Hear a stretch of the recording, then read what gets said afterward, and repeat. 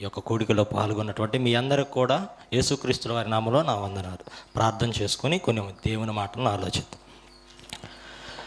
ప్రేమగల తండ్రి, కృపగల దేవ, మహోన్నతుడ, మహాగరుడ, మమ్మల్ని మిక్కిలిగా ప్రేమించినటువంటి మా ప్రియ పరలోకపు కన్న తండ్రి, మీ ఘనమైన, శ్రేష్టమైన, ఉన్నతమైన నామమునకు ఈ ఉదయకాలమున మరోసారి యేసుక్రీస్తుల వారి పేరిట వందనములు, స్తుతులు, స్తోత్రాలయ తండ్రి. ఇప్పటి వరకు మాకు జీవమును, ఊపిరిని మాకు ప్రసాదించి ఈ విధంగా తండ్రి మీ పాద సన్నిధికి చేరి తండ్రి మరి మీ కుమారుని యొక్క రాకను గురించి తండ్రి మరి కొన్ని మాటలు మేము ఆలోచించడానికి మాకు ఇచ్చినటువంటి గొప్ప భాగ్యాన్ని బట్టి, తరుణాన్ని బట్టి నీకే స్తుతులు, స్తోత్రాలయ తండ్రి. మరి చెప్పనే ఉన్నటువంటి నాకు కొంత మీ జ్ఞానాన్ని, మీ యొక్క సహాయాన్ని అందించమని, వింటున్నటువంటి వారికి కూడా ఆ మాటలు అలా ఉన్నాయో లేవో చూసుకున్నామని, అటు జ్ఞానాన్ని దయచేయమని, కూడి వచ్చినటువంటి బిడ్డలందరినీ జ్ఞాపకం చేసుకోమని యేసుక్రీస్తుల వారి నామంలో ప్రార్థించి మీకు కృతజ్ఞతాస్తుతులు చెల్లించి మీ యొక్క సహాయాన్ని అడిగి వేడుకుంటున్నాం తండ్రి.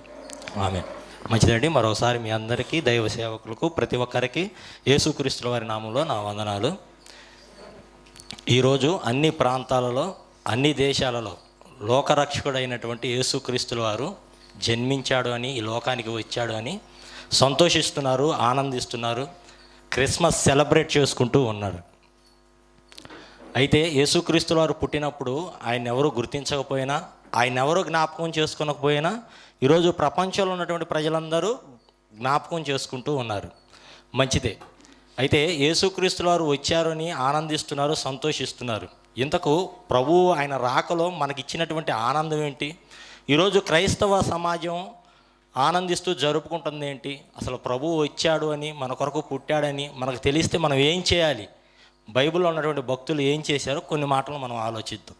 దానికంటే ముందుగా అసలు యేసుక్రీస్తుల వారు ఈ లోకానికి రావాలి అన్నది, ఆ ఆలోచన ఎవరిది అని అంటే మొట్టమొదటిగా తండ్రి అయిన దేవునిది. యేసుక్రీస్తుల వారి ద్వారా మనము దేవునికి కుమారులుగా అవ్వాలి అని ఎవరు నిర్ణయించాడంటే దేవుడు నిర్ణయించాడని మనం ఎఫ్ఎస్సి పత్రికలో చదువుకుంటాం. పేతురు గారు రాసినటువంటి మొదటి పత్రిక 1వ అధ్యాయం 20వ వచనంలో కూడా జగత్తు పునాది వేయబడక మునిపే ఆయన నియమింపబడ్డాడంట. ఇంతకు నియమించింది ఎవరంటే తండ్రి. అలానే అపోస్తుల కార్యములు 2:23లో కూడా దేవుడు నిశ్చయించిన సంకల్పమును, అంటే యేసుక్రీస్తుల వారు ఈ లోకానికి రావాలి అని ఎవరు నిశ్చయించారు మన కొరకు ఆయన ఈ లోకానికి రావాలని అంటే తండ్రి నిశ్చయించాడు, తండ్రి నియమించాడు, తండ్రి నిర్ణయం తీసుకున్నాడు. తండ్రి మనల్ని క్రీస్తులో ఏర్పాటు చేసుకోవాలి అనుకున్నాడు. అంటే యేసుక్రీస్తుల వారు ఈ లోకానికి రావాలన్న ఆలోచన మొట్టమొదటిగా ఎవరిది అంటే తండ్రిది. ఆ తర్వాత యేసుక్రీస్తుల వారు ఈ లోకానికి రాకముందే కొన్ని వందల సంవత్సరాల క్రితం ఆయన వస్తాడు అని ఎంతోమంది ప్రవక్తలు, భక్తులైన వారు తెలియజేశారు, ప్రవక్తలు ప్రవచించారు. మరి ఈ లోకానికి వచ్చిన తర్వాత, ఈ లోకంలో ఆయన పుట్టిన తర్వాత ఎవరికి ఆ వార్త అందింది, ఎవరికి తెలిసింది అని అంటే మనం చూద్దాం. లూకా సువార్త, యేసుక్రీస్తుల వారు ఈ భూమి మీదకు వచ్చిన తర్వాత ఆయన పుట్టాడు, ఆయన ఈ లోకానికి వచ్చాడు అని ఎవరికి ఆ వార్త అందిందో మనం ఒక మాటను చూద్దాం. లూకా సువార్త 2వ అధ్యాయం 8వ వచనం నుంచి. ఆ దేశంలో కొందరు గొర్రెల కాపరులు పొలములో ఉండి రాత్రి వేళ తమ మందను కాచుకొనుచుండగా ప్రభువు దూత వారి యొద్దకు వచ్చి నిలిచెను. ప్రభువు మహిమ వారి చుట్టూ ప్రకాశించినందున వారు మిక్కిలి భయపడిరి. అయితే ఆ దూత, భయపడకుడి, ఇదిగో ప్రజలందరికీ కలగబోవు మహా సంతోషకరమైనటువంటి సువార్తమానము నేను మీకు తెలియజేయుచున్నాను. దావీదు పట్టణమందు నేడు రక్షకుడు మీ కొరకు పుట్టి ఉన్నాడు. అంటే మనుషులందరి కొరకు, చాలండి, మనుషులందరి కొరకు రక్షకుడు పుట్టాడు అన్న వార్త మొట్టమొదటిగా పుట్టిన యేసుక్రీస్తుల వారు పుట్టిన తర్వాత ఆ వార్త ఎవరికి అందిందంటే గొర్రెల కాపరులకు అందింది. అంటే గొర్రెల కాపరులకి ఎందుకు చెప్పబడింది? వాళ్ళు ఏమైనా గొప్పవాళ్ళ? అంటే గొర్రెల కాపరులు ఏమైనా గొప్పవాళ్ళ? గొప్పవాళ్ళు కాదు. సహజంగా మనం ఈ భూమి మీద, ఈ లోకంలో సహజంగా మనం ఆలోచిస్తే ఒక రాజకుటుంబంలో ఒక రాజు అనేటువంటి వ్యక్తి పుడితే ఎవరికి అందిద్ది ఆ వార్త అంటే గొప్ప వాళ్ళకి అందిద్ది. మరి ఇక్కడ గొర్రెల కాపరులు గొప్పవాళ్ళేం కాదు కదా. వాళ్ళు పామరులు, వాళ్ళు దీనులు, బేదలైన వారికి ఆ వార్త మొట్టమొదటిగా అందబడిందంట. అంటే గొర్రెల కాపర్లకి ఆ వార్త అందింది కనుక ప్రభు ఏమైనా తక్కువవాడా? ఆయన ఏమైనా చిన్నవాడు అనుకుంటున్నాడా? ఏమంటే యేసుక్రీస్తుల వారు ఎంత గొప్పవాడో తెలుసా? కలిగి ఉన్నది ఏదైనా సరే కలుగబడక మునుపే ఆది యందు దేవుని యొద్ద వాక్యమైనటువంటి దేవునిగా ఎవరున్నారంటే యేసుక్రీస్తుల వారు. పరలోకంలో ఉన్నటువంటి దేవుని యొద్ద ఉన్నటువంటి ఆయన లోక కళ్యాణార్థం సుమారు 2000 సంవత్సరాల క్రితం ఈ భూమి మీదకు కన్యమరియ గర్భం గుండా ఈ భూమి మీదకు వచ్చాడు. వచ్చినటువంటి ఆయన ఎంత గొప్పవాడు అని అంటే, ఇదిగో వచ్చిన తర్వాత ఆయనకి స్థలమే దొరకనప్పటికీ, దిక్కుతోచని స్థితిలో ఆయన పుట్టినప్పటికీ ఈరోజు ప్రపంచానికే దిక్కుగా ఉన్నాడు. ఈ ప్రపంచానికే మోక్షాన్ని కలుగు చేసినటువంటి మహనీయుడు. మరి అంత గొప్పవాడు ఈ భూమి మీదకు వస్తే ఆ వార్త ఎవరికి అందిందంటే గొర్రెల కాపరులకు, దీనులకు, ఏమిటి నిరుపేదలకు అందింది. ఎందుకంటే వారి ద్వారా ప్రకటింపబడాలి అనుకున్నారు, వారికి తోడుగా ఉండాలి అనుకున్నాడు కనుకనే బేదల ఇంట ఆయన పుట్టడం జరిగింది. ఆ తర్వాత ఆ వార్త తెలుసుకున్నటువంటి వారు దేవదూత చెప్పినటువంటి ఆ ఆనవాళ్ళను బట్టి త్వరగా బెత్లెహేమునకు మనం వెళ్ళాలి అని, యేసుక్రీస్తు వారిని చూడాలని వాళ్ళు వెళ్ళారు. పొత్తిగుడ్డలతో చుట్టబడినటువంటి తొట్టిలో పడుకొని ఉన్నటువంటి యేసుక్రీస్తు వారిని చూశారు. జరిగినదంతా వాళ్ళు ఆశ్చర్యపడే విధంగా వాళ్ళు చెప్పారు. చెప్పి వాళ్ళు తిరిగి వెళ్ళేటప్పుడు కూడా ఏం చేశారో చూడండి, 20వ వచనం. అంతటా ఆ గొర్రెల కాపరులు తమతో చెప్పబడినట్టుగా తాము విన్న వాటిని కన్న వాటిని గురించి దేవునికి మహిమపరచుచు స్తోత్రము చేయుచు తిరిగి వెళ్ళారంట. స్తోత్రము చేయుచు తిరిగి వెళ్ళారంటే తాము కన్న వాటిని విన్న వాటిని గురించి ప్రకటిస్తూ వెళ్ళారు, ప్రచురము చేస్తూ వెళ్ళారు. ఎవరు? గొర్రెల కాపరులు, పామరులు.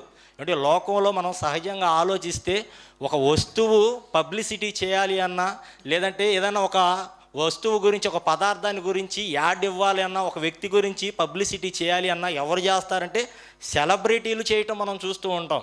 గొప్ప గొప్ప వాళ్ళు, పేరు పొందినటువంటి వాళ్ళు ఆ వ్యక్తిని లేదా ఆ వస్తువుని తెలియచేయటం మనం చూస్తూ ఉంటాం. కానీ ఇక్కడ వీళ్ళు ప్రభు ఎవరి ద్వారా ప్రకటింపబడ్డాడు, తెలియజేయబడ్డాడు అంటే పామరులైన బేదలైనటువంటి గొర్రెల కాపరులు. ఎందుకంటే మనం చూస్తూ ఉంటాం, కొరింథీ పత్రికలో మనం తెలుసు, దేవుడు ఎవరిని పిలిచాడంటే గొప్ప గొప్ప వంశం వారిని పిలవలేదంట, ఎన్నిక లేనటువంటి వారిని, బలహీనులను, తృణీకరింపబడిన వారిని పిలిచాడు. కనుక మొదటిగా ఆయన ఎవరికి తెలియపరచబడ్డాడంటే గొర్రెల కాపరులకు. ఎందుకంటే నిరుపేదల మనసులో నివసించాలి అనుకున్నాడు కనుక, దీనులైన వారికి ముందుగా ఆయన ప్రకటింపబడాలి అనుకున్నాడు కనుక గొర్రెల కాపరులకు తెలియజేయడం జరిగింది. ఏమండి, ఆ తర్వాత యేసుక్రీస్తు వారి యొద్దకు ఎవరు వచ్చారంటే కొద్ది కాలం తర్వాత గొర్రెల కాపరులే కాదు, మేధావులు, ఏమండి నక్షత్ర సూచకులు, తూర్పు దేశపు జ్ఞానులు రావటం జరిగింది.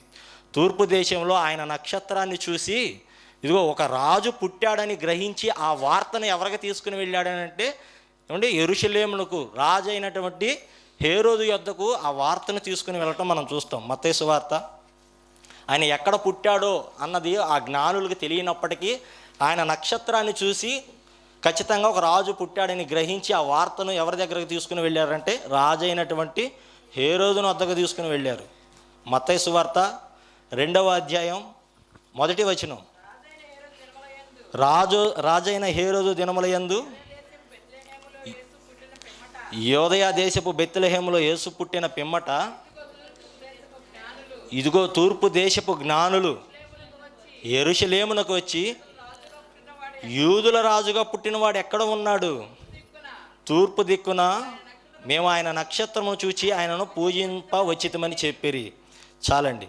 అంటే రాజులకు రాజు పుట్టాడని వాళ్ళు ఆ వార్తను తీసుకుని వెళ్ళారు. ఆ వార్త వినగానే అక్కడ హేరోదు రాజుకి, ఆ యెరూషలేములో ఉన్న వారందరికీ కలవరం పుట్టిందంట. అంటే రాజుకి ఎందుకు కలవరం పుట్టింది? అదేంటి, యూదులకు రాజుగా హేరోదుగా నేనుంటే నా రాజ్యంలో నాకు తెలియకుండా మరొక రాజు పుట్టడం ఏంటని వాళ్ళు కలవరపడ్డారంట. కలవరపడి ఆ రాజు ఏం చేశాడంటే ప్రధానులను, శాస్త్రులను పిలిపించి అసలు యూదుల రాజు ఎక్కడ పుడతాడు అని వారిని అడిగితే వాళ్ళు శాస్త్రులు ఏం చేశారు, ధర్మశాస్త్రాన్ని తీసి చదివి మేకా గ్రంథంలో రాయబడినటువంటి ప్రవచనాన్ని, ఇదిగో యోదయ బెత్లెహేములోనే ఆయన పుడతాడనే వార్తను రాజుకు అందించారు. అప్పుడు రాజు ఏం చేశాడు, ఆ జ్ఞానులను పిలిపించి వారికి కనపడినటువంటి ఆ నక్షత్రాన్ని, ఆ సమయాన్ని, ఆ కాలాన్ని వారి ద్వారా తెలుసుకొని, ఇదిగో మీరు వెళ్ళండి, బెత్లెహేముకు వెళ్ళి విచారించి తెలుసుకొనగానే ఆ వార్తను నాకు అందించండి అన్నాడు. ఎందుకంటే నేను వెళ్ళి ఆయనను పూజించాలని కపటోపాయంగా రాజు ఆ జ్ఞానులకు చెప్పడం జరిగింది. అంటే ఇక్కడ మీరు బాగా ఆలోచిస్తే రాజేమో బెత్లెహేముకే పంపించాడు, కానీ వాళ్ళు బెత్లెహేముకి ఎక్కడికి వెళ్ళారంటే నజరేతుకు వెళ్ళారు.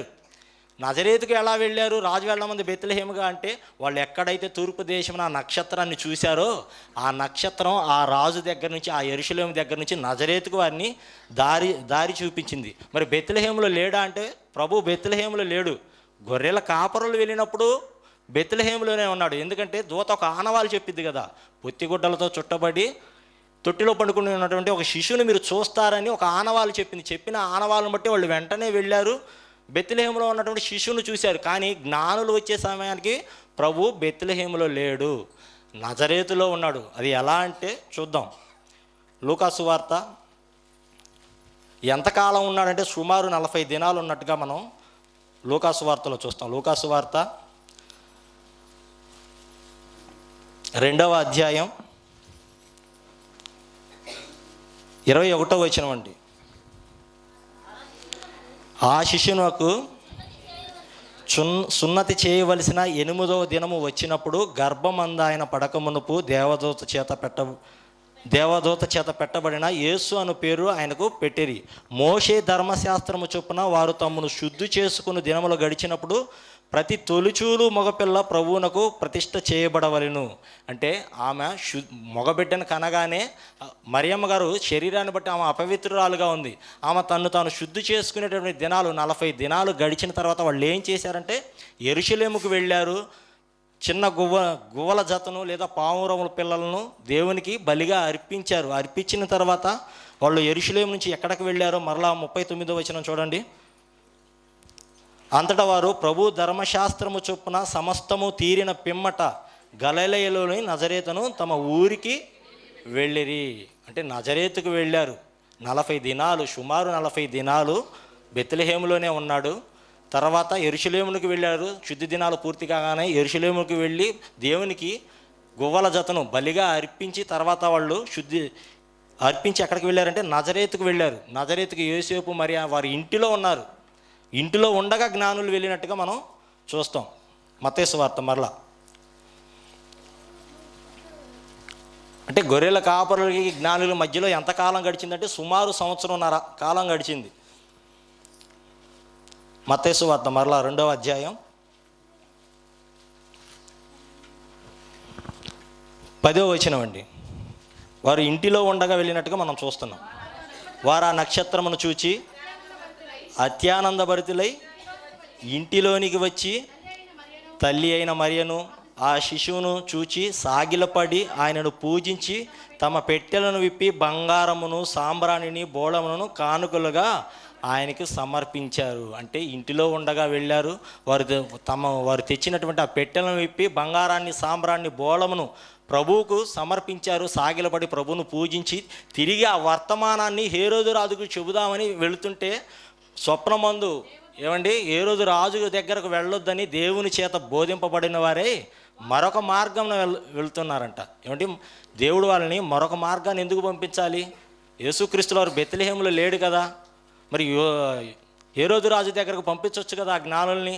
ఎందుకు వాళ్ళని వెళ్ళొద్దని, హేరోదు రాజు దగ్గరకు వెళ్ళొద్దు, ఆ వర్తమానం చెప్పొద్దని మరొక దారిని ఎందుకు పంపించాడు అని అంటే ఏమండి అప్పుడు వాళ్ళు జ్ఞానులు హేరోదు రాజు దగ్గరకు పోవటాన్ని బట్టి హేరోదు రాజుకు కోపం రావాలి. ఆ కోపాన్ని బట్టి ఆయన ఒక కార్యాన్ని చేయాలి. ఆ కార్యాన్ని బట్టి యూదుల రాజుగా ఒక రక్షకుడు, ఒక రాజు పుట్టాడు అనే వార్త అంతటా ప్రకటింపబడాలండి. అది ఎలా జరిగిందో చూడండి.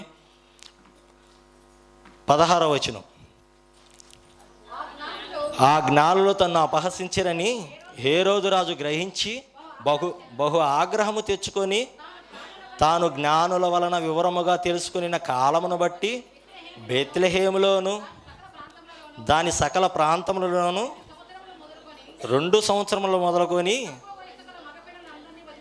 తక్కువ వయసు గల మగపిల్లలందరినీ వధించినన్నాడు. ఏం చేశాడంటే హేరోదు రాజు, వీళ్ళు జ్ఞానులు నా దగ్గరకు రాలేదు, నన్ను మోసగించారు, వాళ్ళు నా దగ్గరకు రాలేదు, వాళ్ళు నన్ను అపహసించారని కోపాన్ని తెచ్చుకొని ఆగ్రహాన్ని తెచ్చుకొని ఆయన ఏం చేశాడు, 2 సంవత్సరముల లోపు మగపిల్లలందరినీ చంపించాడంట.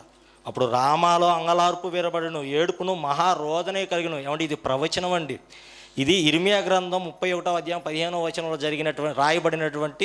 ముందుగా రాయబడినటువంటి ప్రవచనం. ఆ ప్రవచనం నెరవేరాలి అని అంటే, లేదా యేసుక్రీస్తు వారు అంతటా ప్రకటింపబడాలి అని అంటే ఏం జరగాలంటే, జ్ఞానులు హేరోదు రాజు దగ్గరకు వెళ్ళకూడదు. జ్ఞానులు హేరోదు రాజు దగ్గరకు రాలేదని, నన్ను మోసగించారని ఆయనకు కోపం రావాలి. ఆ కోపంలో ఆయన ఏం చేయాలి? 2 సంవత్సరముల లోపు మగపిల్లల్ని వధించాలి. అప్పుడు ఏం జరుగుతుందండి? మహారోదన. ఏమండి, సహజంగా ఒక ఇంట్లో ఒక పిల్లగాడు చచ్చిపోతేనే ఏమండి ఏం జరుగుతుందంటే ఆ వీధంతా గొల్లుమని ఒకటే ఏడుపు, రోదన. ఏమండి, ఇప్పుడంటే చావు ఏదో పెళ్ళేదో అర్థం కావటం లేదులే, కానీ మూడో కంటికి తెలియకుండానే మడిచిని బూడ్చి పెడుతున్నారు. ఒకప్పుడు నా చిన్నతనం అప్పుడు, లేదా పెద్దలైన వారు మీరున్నారు కదా, మీ చిన్నతనం అప్పుడు ఒక వ్యక్తి చనిపోయాడనంటే ఆ ఊరంతా ప్రకటింపబడిద్ది, అంతటా తెలిసిపోయిద్ది. మరి ఇక్కడ ఒక వ్యక్తి కాదు, ఒక బిడ్డ కాదు చనిపోయింది, లేదా బెత్లెహేములో ఉన్నటువంటి ఒక ఊరిలో ఉన్నటువంటి పిల్లలు కాదు. అక్కడ చదవండి, బెత్లెహేములోను దాని సకల ప్రాంతములలోనూ 2 సంవత్సరములు మొదలుకొని తక్కువ వయసు గల మగపిల్లలందరినీ వధించును. అంటే బెత్లెహేములోను దాని చుట్టుపక్కల ఉన్నటువంటి ఊర్లలో ఉన్నటువంటి మగపిల్లలందరూ 2 సంవత్సరముల లోపు మగపిల్లలందరూ చంపబడ్డారు. అంటే ఎంతమంది అన్నది రాయించలేదు, కానీ మనం ఒక అంచనా వేసుకుంటే వందల మంది చనిపోయారు. అప్పుడు ఏం జరిగిద్దండి? అప్పుడు రోదన పుట్టింది, ఏడుస్తూ ఉన్నారు. అప్పుడు అడుగుతారు కదా, అమ్మా ఎందుకు, జనులు అడుగుతూ ఉంటారు, అమ్మా ఎందుకు ఏడుస్తున్నావు, అయ్యా ఎందుకు ఏడుస్తున్నావు అంటే వాళ్ళు ఏం చెప్తారు? ఇదిగో మా బిడ్డని హేరోదు రాజు చంపించాడు. ఎందుకు చంపించాడంటే ఏం చెప్పాలి వాళ్ళు? యూదులకు ఒక రాజు పుట్టాడు, రక్షకుడు పుట్టాడు, మెస్సియా పుట్టాడు. అందుకని ఆయన బెత్లెహేములో పుట్టాడు. ఎక్కడ ఉన్నాడో ఆ బెత్లెహేములో తెలియక ఇదిగో మా పిల్లలందరినీ చంపించాడు. అంటే ఈ వార్త ఆ యోదయ దేశం మొత్తం, ఏమండి, ఈ వార్త అంతటా ప్రకటింపబడింది. అందరూ చెప్పుకుంటారు కదా, ఏంది ఇంతమంది ఎందుకు చచ్చిపోయారు, వీళ్ళంతా ఎందుకు ఏడుస్తున్నారని. ఆ వార్త అంతా వ్యాప్తి చెందింది. యేసుక్రీస్తుల వారు యూదులకు రాజు రక్షకుడు పుట్టాడన్న వార్త వ్యాపించింది. ప్రియమైనటువంటి వారు, అంటే గొర్రెల కాపర్లు యేసుక్రీస్తుల వారు పుట్టాడు, ఈ లోకానికి వచ్చాడని తెలుసుకున్నారు. వాళ్ళు ఖాళీగా ఉండలేదు, ఏం చేశారంటే ప్రకటించారు. అలాగనే ఇక్కడ జ్ఞానులు ప్రభు ఎక్కడ పుట్టాడన్న సంగతి తెలియకపోయినప్పటికీ నక్షత్రాన్ని బట్టి యూదులకు రాజు పుట్టాడని ఖచ్చితంగా గ్రహించి ఆ వార్త హేరోదు రాజుకు తెలియజేశారు. అలాగే ఒక రక్షకుడు మెస్సియా యూదులకు రాజు పుట్టాడని ప్రకటింపబడడానికి ఇక్కడ చిన్న బిడ్డలు 2 సంవత్సరాల లోపు మగపిల్లలు బలయ్యారు. ప్రియమైనటువంటి వారు, అలా ప్రభువారు అంతటా వ్యాప్తి చెందాడు. ఎక్కడ ఉన్నాడు మెస్సియా, ఎక్కడున్నాడు రక్షక, ఎక్కడున్నారని అందరూ చెప్పుకుంటుంటే ఆ తర్వాత కాలంలో ఆయన ఎవరు కనుగొన్నారో చూద్దాం. యోహాను సువార్త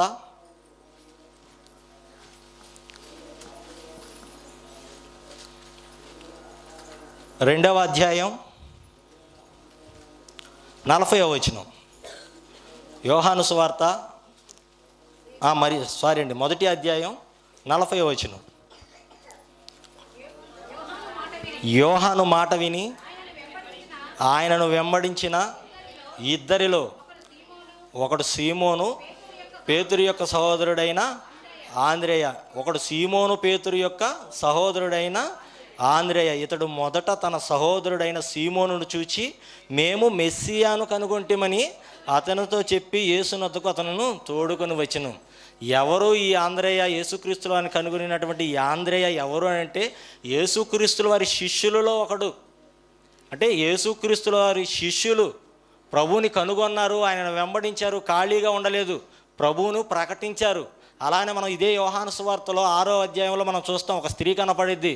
యాకోబు బావి యొద్ద సుకార్ అనే ఊరిలో ఒక స్త్రీ. ఎవరయ్యా ఆమె అంటే సమరయ స్త్రీ.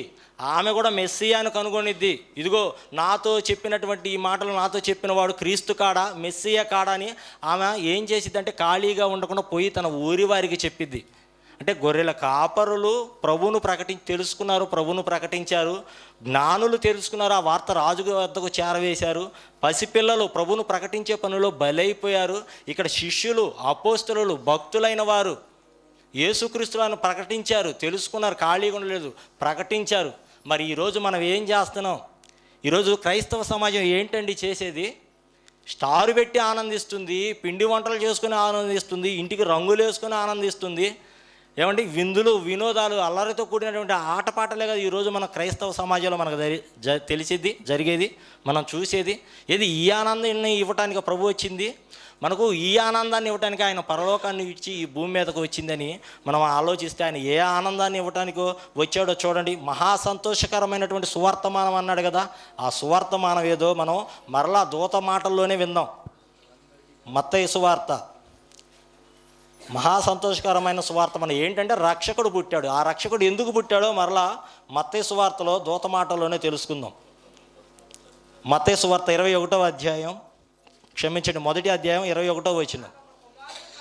ఆమె ఒక కుమారుని కనును, తన ప్రజలను వారి పాపముల నుండి ఆయనే రక్షించును. రక్షకుడు చాలండి. రక్షకుడు ఎందుకంట వచ్చింది? పాపముల నుండి మనల్ని విడిపించి మనల్ని రక్షించడానికి వచ్చాడంట.